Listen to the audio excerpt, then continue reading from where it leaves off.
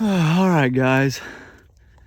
I'm trying to get these cockaburs taken care of and get out of here, but I picked a whole bunch by hand. You can see I pulled the roots out of this little section. Didn't do too bad. I was like, oh, I'll bring the machete knife and see how that does. I know they're just gonna come back maybe and make heads again, but maybe the seed won't come back down. We'll see what happens. So decided to cut a little path. It used to be, you know, as tall as the sunflower here. These cockaburs are. The cockaburs are terrible. I freaking hate cockaburs. They get everywhere on your clothes all the time. Just a pain in the butt, but I figured it'd be nice and cut it all the way here to the edge of the corn for the farmer, so they don't have any cockaburs. See if it works. If it works, it works. So we'll see what happens.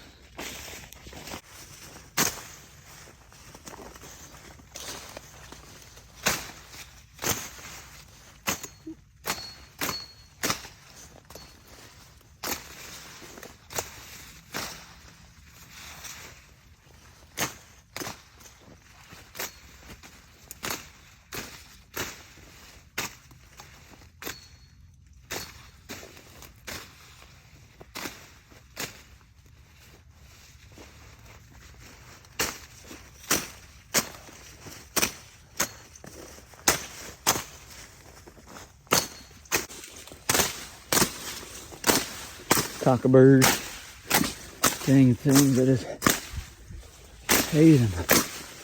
Terrible.